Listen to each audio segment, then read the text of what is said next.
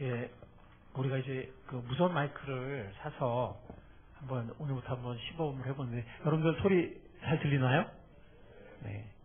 아, 이거보다 더 나은 것 같습니까? 잘 모르겠어요. 여러분 사랑합니다. 여러분 사랑합니다. 어떻게 난 것 같아요? 아, 이게 난 것 같아요? 네. 네? 아, 그래요? 네, 감사합니다. 어제, 저희 집에 몇 귀한 자매님들이, 방문을 했었는데, 네, 그래서 함께 우리가 애찬 나누고 교제를 했었는데, 미국 꿈사랑에서 같이 섬기던 귀한 자매님들이 와서, 송년 모임이라고 해야 될까요? 아주 오랜만에 좋은 귀한 교제를 했는데, 참, 여러 가지 반가운 얘기들, 또 이런 얘기 저런 얘기, 회포를 풀었습니다.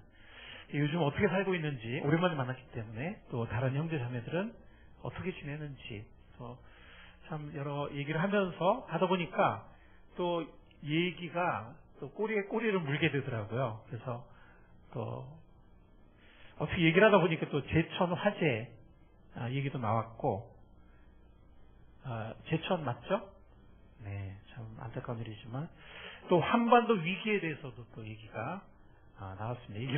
얘기란 것이 참 우리의 반가운 근황부터 시작을 했지만, 또 이제 이게 꼬리를 물다 보니까 또 그런 얘기까지 함께 나누게 되었습니다.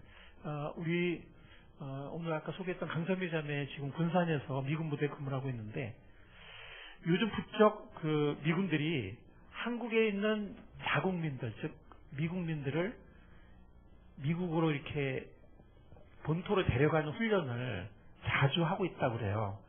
소개 훈련이라고 그러죠. 소개 훈련. 그래서 참 좀 불안하다, 뭐 이런 얘기도 했습니다. 그러자 또 모인 사람들이 외국의 분위기와는 달리 한국 사람들은 참 너무 태평하게 살고 있는 거 아니냐, 뭐 이런 얘기도 나왔습니다. 실제 전쟁이 나면 어떤 대처 방안, 물론 뭐 어떻게 할 수가 없겠지만, 그렇지만 그 와중에서도 또 어떻게 하는 것이 지혜롭고, 또 어떤 대처를 할 수 있는지, 그런 오리엔테이션이나 교육 같은 것도 없는 것 같아요. 그냥 우리는 살고 있습니다. 물론 또 전쟁이 나면은 뭐 피난 가도 소용없다, 요즘에는 뭐 그런 얘기가 있죠. 예, 그래서 대체 어떡하냐, 또 이런 얘기도 나왔고, 또 그런 의견도 나왔습니다. 하나님이 지켜주실 줄 믿습니다. 네. 가끔 타주에 살아서 불안하지 않냐, 이런 질문을 받을 때가 있어요.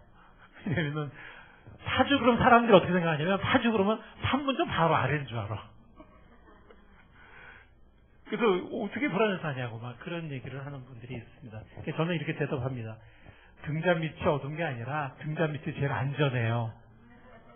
이렇게 대답합니다. 실제 6.25 때 실화입니다. 인민군들이, 북한군들이 이 운정이나 교환은 들어오지도 않았습니다. 왜 그럴까요? 예, 그들은 어디로 가기 원해요?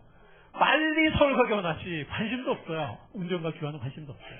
그래서 그 박완서 씨의 그 시리즈 그 성장 소설을 보면, 뭐 그 산이 뭐 정말 거기 있었을까, 뭐 그만큼 시간 누가 뭐 이런 소설을 보면은 그 실화가 나와요. 자전적 실화가 나옵니다. 어디를 가도 그 피난민들이 있었고, 인민군들이 있었고 했는데, 돌고 돌아서 어떻게 운정 교화에 있는 친척한테 와봤더니 이 사람이 정말 태평하게 살고 있었다는 거예요. 그러니까 전쟁이 났다는 것은 소문으로 알고 있대요. 근데 인민군을 본 적이 없대요. 정말 태평하게 살고 있는 거예요.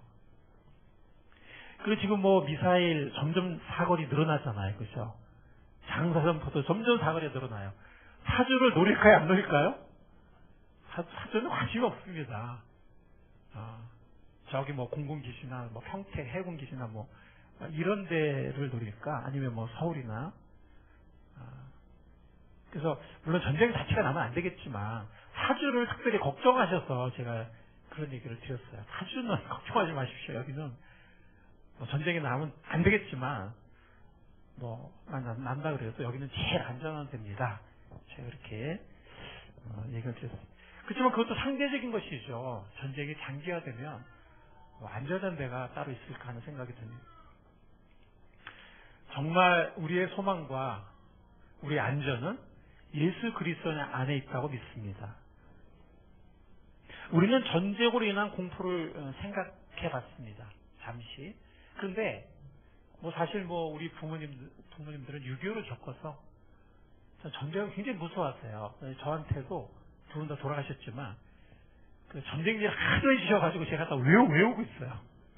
한 번이 아니고 이거 그냥 거의 그냥 지금도 저는 줄줄 얘기할 수 있어요. 그러니까 외웠어요. 그냥 외워졌어요. 그냥.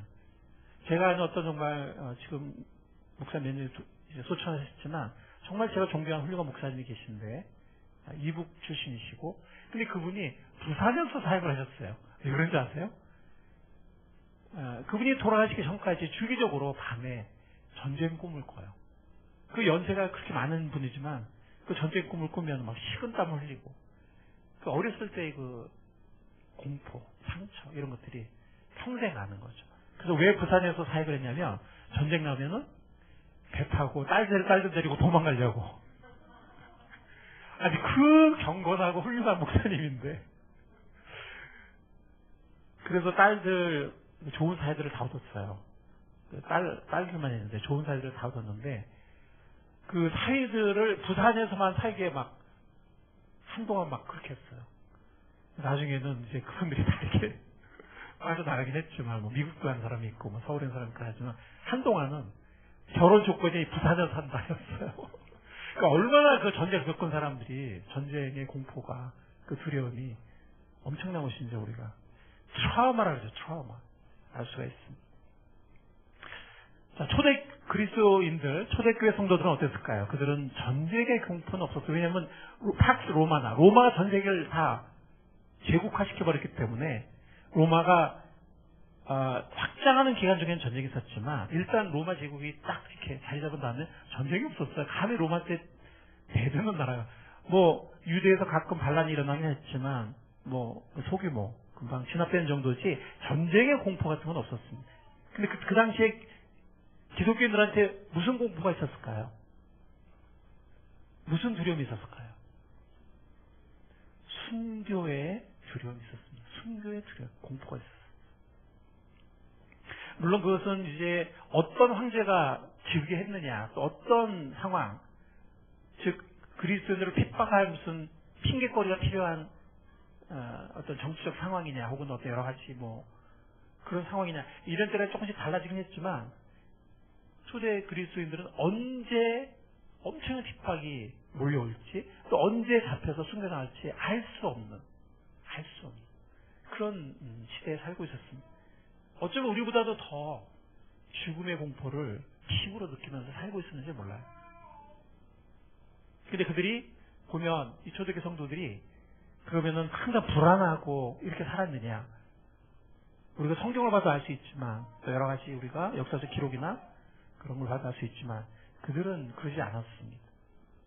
초대교회 성도들은 정말 평안 가운데 소망을 가지고 이렇게 살았던 것입니다.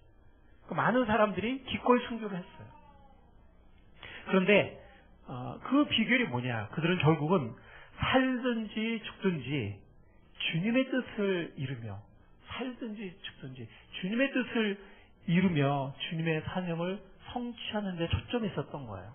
그들은 사실상 부활하신 주님을 만나봤던 사람들이고 많은 사람들이 또 그 부활하신 주님을 만난 증인들의 생생한 증언을 들은 사람들이고 그리고 예수님이 곧 다시 오신다고 믿고 있었어요.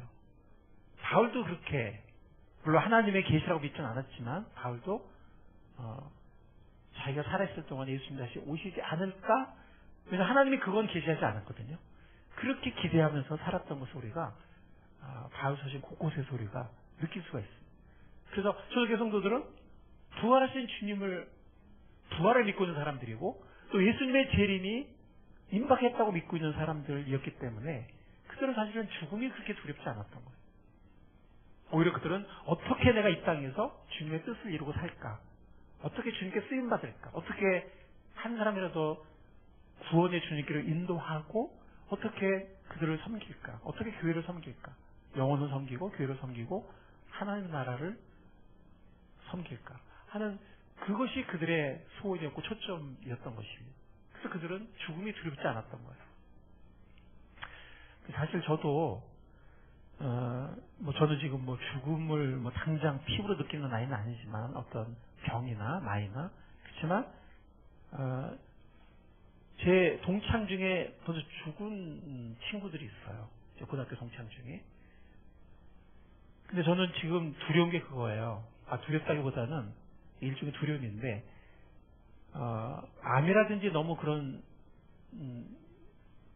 위험한 병에 걸려서 너무 오래 끌고 가족들 힘들게 하고 정말 이렇게 물질도 그냥 힘들게 하고 이렇게 하지 않았으면 하는 생각이 들어요.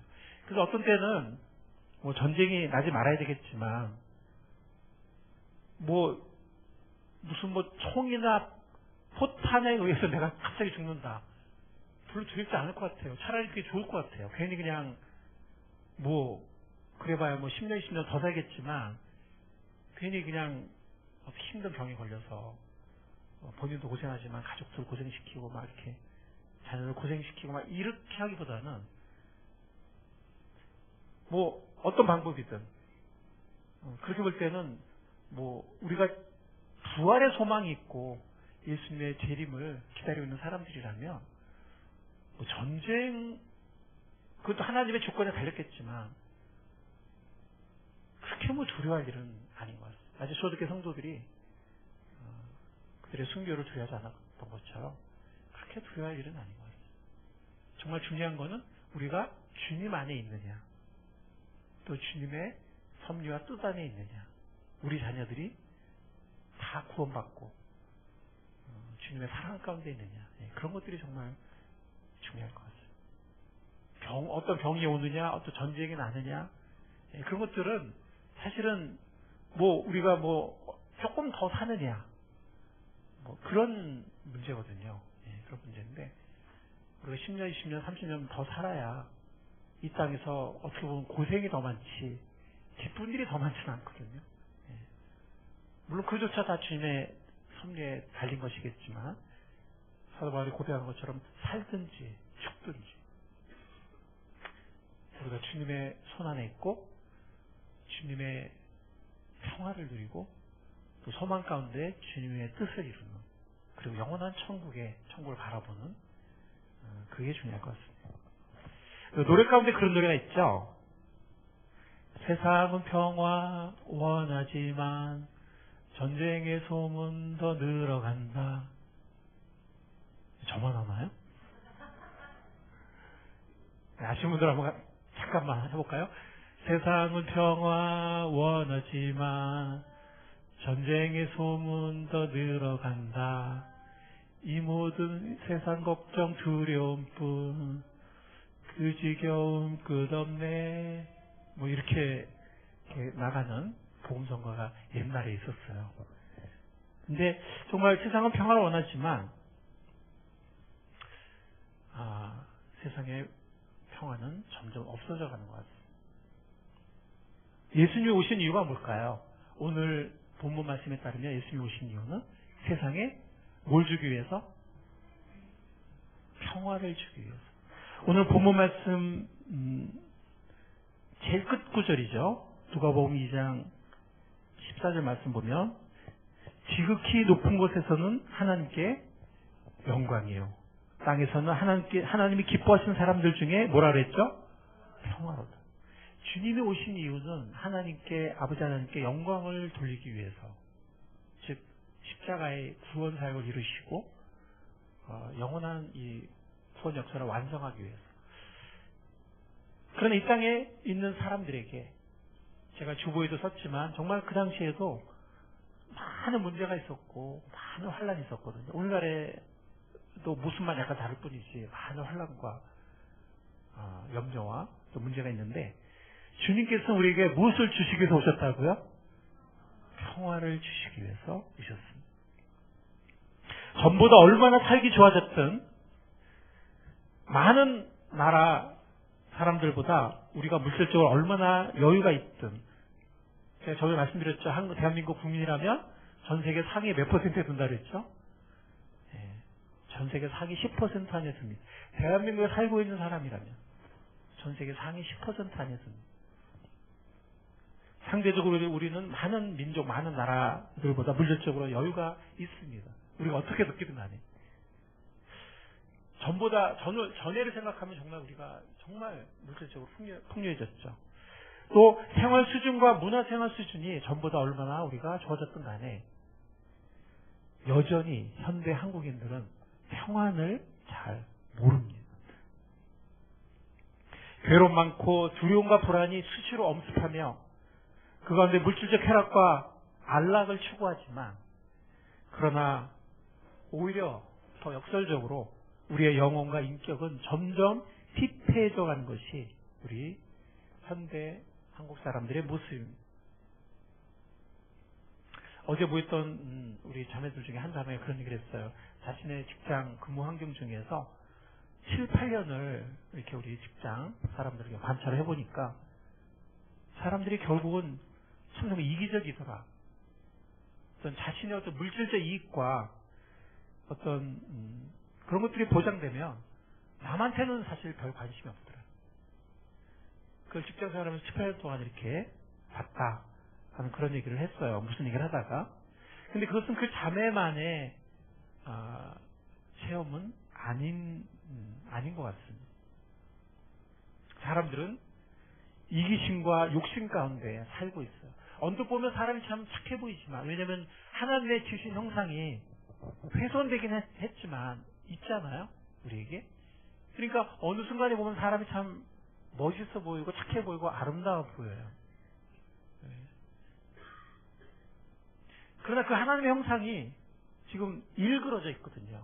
훼손되어 있거든요. 죄로 인해서. 그래서 우리가 정말 어느 순간에 정말 뭐 서로가 여유가 있고 뭐 모든 게 넉넉하고 그러면은 우리가 정말 이렇게 서로가 착해 보이지만, 그 어느 순간에 보면 두 사람이 얼마나 자기중심적이고 이기적인지 우리가 알 수가 있어요.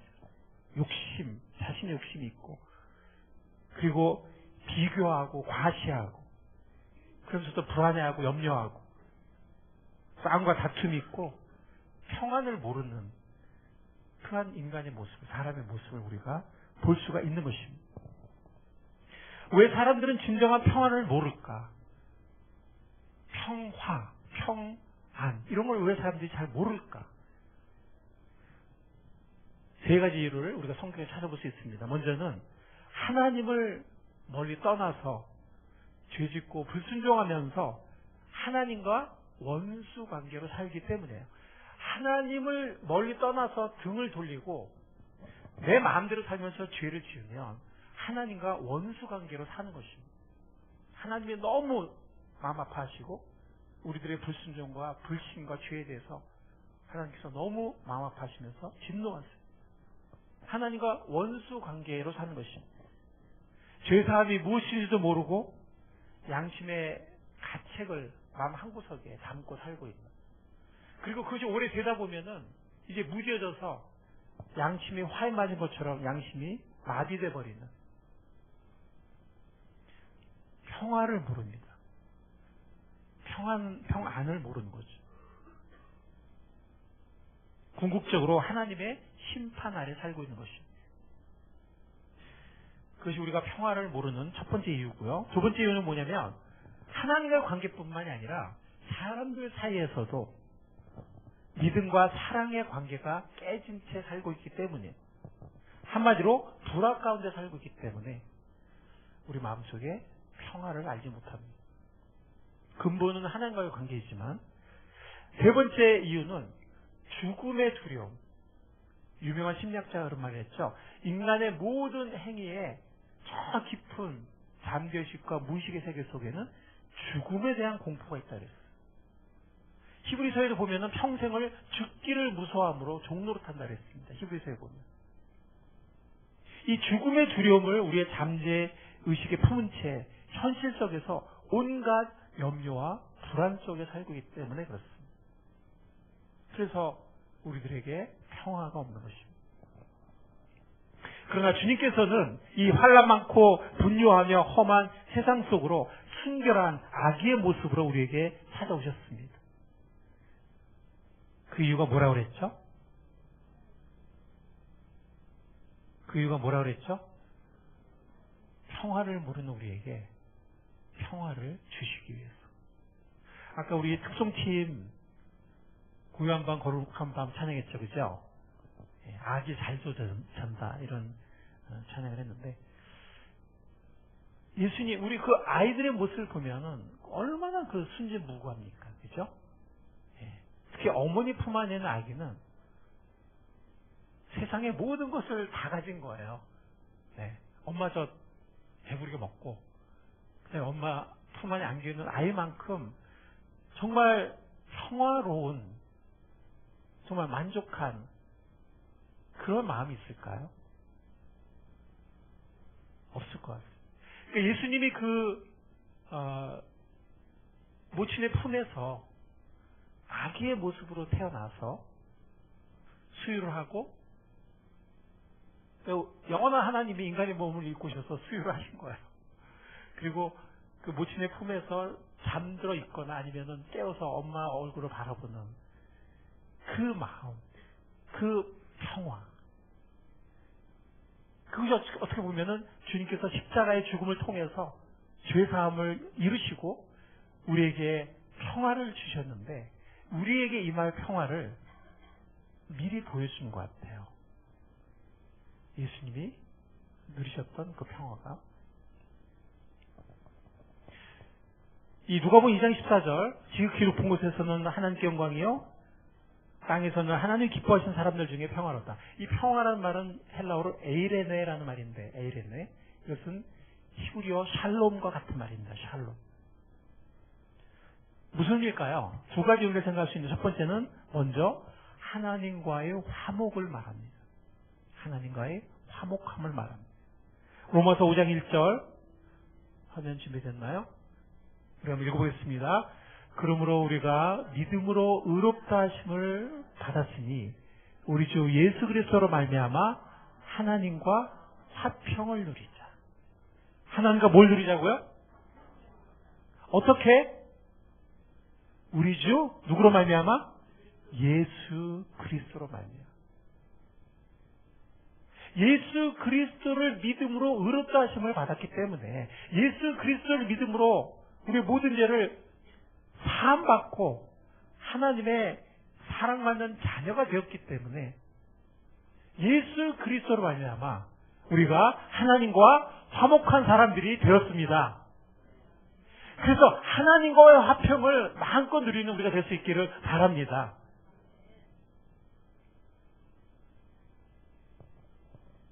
저는 어렸을 때 불안해한 경우가 많았어요. 왜냐면은 제 얼굴이 우리 부모님이랑 닮은 곳이 별로 없어가지고 삼촌들이 맨날 어디에서 주워왔다고요? 근데 왜 맨날 다리 밑인지 몰라. 산에서 주워온 거 아니고 꼭 다리 밑에서 주워왔대. 근데 이제 엄마 아빠가 나를 좀 때리거나 아니면 야단칠 때 혼자 이렇게 울면서 잠들 때 이럴 때 가끔은 나만 특히 더 미워하는 것 같아. 그러면은 거울을 보면 별로 안 닮았거든? 진짜 나 주워왔나? 그게. 그리고 내가 뭔가 잘못한 일이 있을 때는 엄마 아빠 얼굴 보기가 즐겁다 무섭다. 혹시 내가 뭐 잘못해 이거 들키면 큰일 났다 이럴 때는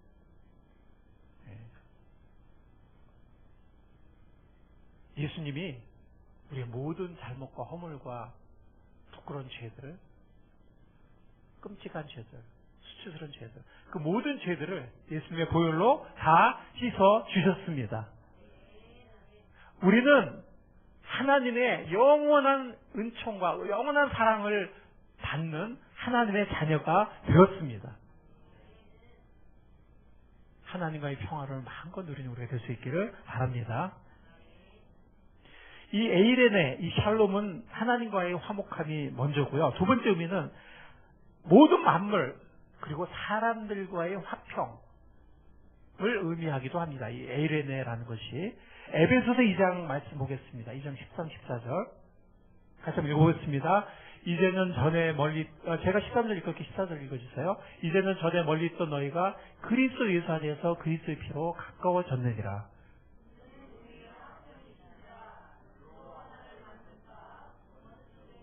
된 것.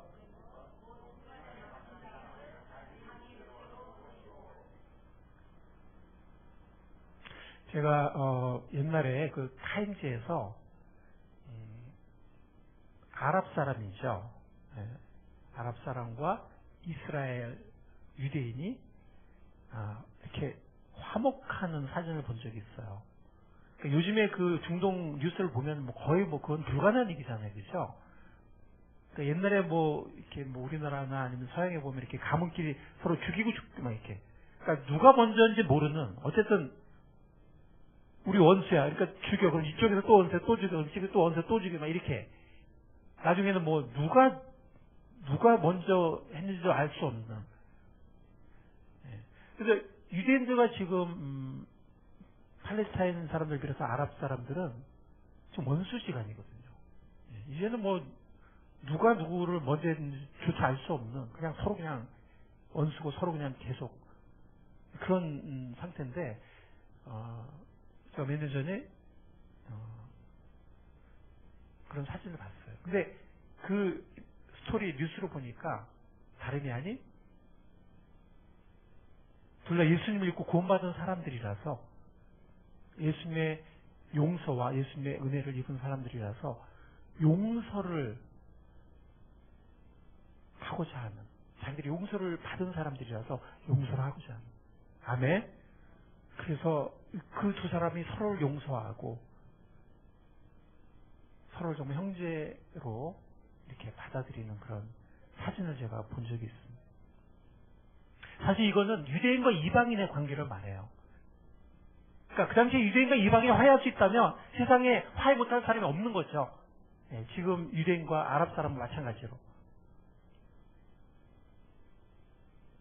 우리가 그리스도의 피로 알고 용서를 알고 죄사함을 알고 하나님이 주시는 화평을 안다면 고부 간에든 아니면 형제 자매 간에든 아니면 부모 자식 간에 상처받은 경우이든 부부 간에 상처받은 경우이든 아니면 그 누구이든 우리의 어떤 이웃이든 누구든 우리가 정말 진정으로 하나님의 한없는 은총을 받고 무한한 용서를 받고 하나님의 평화를 경험한 사람이라면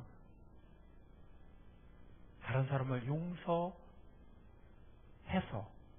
또 용서하고 용서받아서 그리스도의 평화를 서로 간에 누릴 수 있는 우리가 될 수 있기를 간절히 소원합니다. 나는 저 사람 용서할 수 없어 라는 생각이 들 때마다 그 사람을 보지 마세요. 저 사람이 용서받으면 자기가 없는 사람이야. 저 사람은 자기가 뭘 잘못했는지도 몰라. 뭘 잘못했는지 모르는 사람을 내가 어떻게 용서해?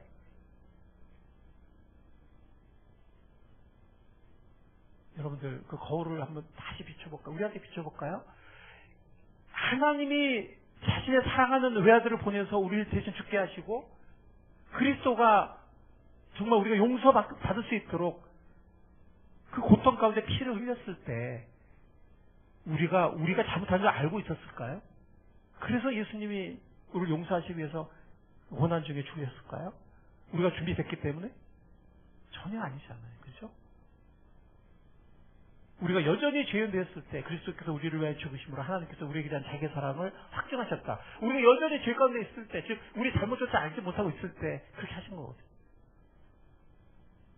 내가 저 사람을 도저히 용서할 수 없다 라는 생각이 들 때마다 우리를 위해서 피 흘리신 그리스도의 십자가와 그 용서를 바라보는 우리가 될 수 있기를 바랍니다. 이 아멘이 갑자기 확 사라졌어. 그리스도를 바라보는 우리가 될 수 있기를 바랍니다. 그럴 때 우리가 용서할 수 있지. 그 용서하려는 대상자를 바라보면 절대로 우리가 용서할 수 없습니다. 불가능해요. 용서는 사람의 힘으로는 불가능합니다. 평생 용서할 수 없어요. 평생 용서 못합니다.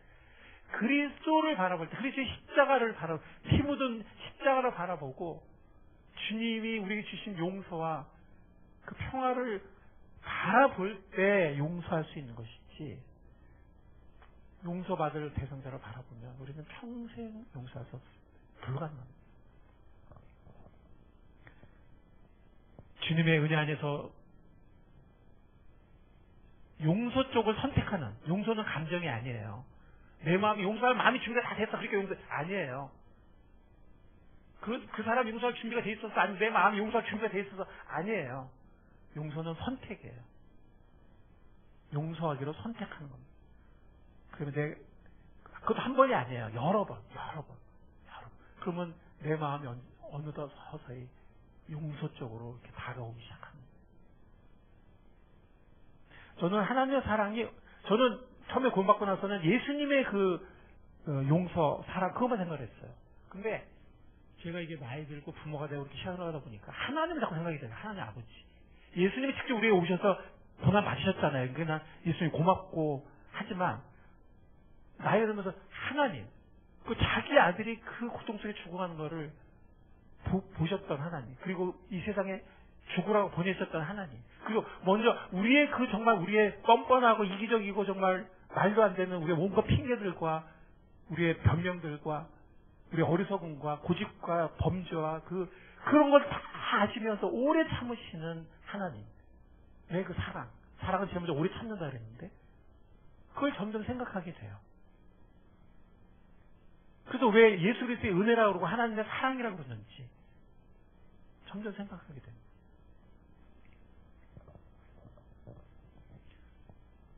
우리가 그것을 바라보고 아마 우리를 용서하실 때 하나님 마음도 많이 괴로우셨을 것 같아요. 용서가 쉽지 않았을 것 같아. 근데 그리스도의 피 안에서 우리를 용서하신 거거든요. 아멘. 하나님 죄에 분노하는 분이잖아요. 죄를 심판하지 않고 넘어갈 수 없는 분이잖아요.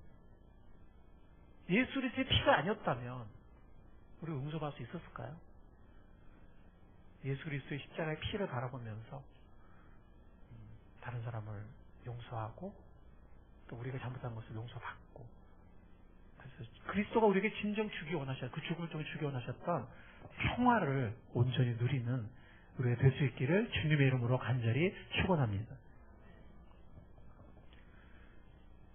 또 하나 중요한 건 뭐냐면 우리가 현재 주의 평화를 누리고 있는가 하는 겁니다. 우리가 현재 주의 평화를 누리고 있는가. 우리가 받았는데 이 순간 내가 누리고 있는, 한 번 받았다고 계속 누리는 건 아니잖아요. 그렇죠? 그래서 우리가 정말 은혜로 값없이 구원을 받고 하나님의 자녀가 되었다고 해서 매일매일 그 평안과 주님의 축복을 무조건 저절로 자동적으로 누리는 것은 아닙니다. 로마서 2장 9절 10절을 보면은 이런 말씀이 참 놀라운 말씀이에요. 로마서 2장 9절 10절. 제가 9절 읽겠습니다. 악을 행하는 각 사람의 영에는 환난과 공고가 있으리니 먼저는 유대인에게요, 그리고 헬라인에게며 선을 행하는 사람에게는 영광과 존귀와 평강이 있으리니 먼저는 유대인에게요, 그리고 헬라인에게로다. 여기에 구원받은 사람이다 안 받은 그런 조건이 없어요. 악을 행하는 각 사람의 영에는 뭐가 있다고요? 환난과 공고가 있으니. 구원받은 사람이 악을 행한다, 하나님 불순종하고 죄를 짓는다, 환난과 공고가 있을까 없을까요? 있습니다. 사망의 어두운 그림자를 경험합니다. 물론 일시적이지만 그것이 영원한 하나님 나라에 들어가는 것을 막는 건 아니지만, 그러나 우리가 하나님 불순종하고 고집 피우고 죄 짓고 있는 동안에는 환난과 공고가 있어요. 죽음의 그림자 안에 있습니다. 그래서 이 말씀이 있는 거예요. 로마서 2장 9절. 악을 행하는 각 사람의 영에는 환난과 공고가 있으리니 먼저는 유대인에게요, 또는 헬라인에게며 선을 행하는 각 사람에게는 영광과 존귀와 뭐가 있으리니? 평강이 있으리. 먼저는 유대인에게요, 또한 헬라인에게요. 여러분들, 구원받은 사람으로서 영원한 하나님의 나라에 들어가고 하나님의 사랑과 은총 속에 거하는 것은 맞습니다.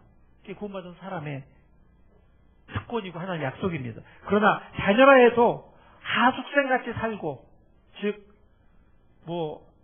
아버지랑 별 얘기도 없고 지멋대로 살고 하나님과 친밀한 교제 속에서 순종하며 그 음성을 순종하며 살지 않는다면 우리가 하나님의 평화와 축복을 누리지 못합니다. 이 순간 현재적으로.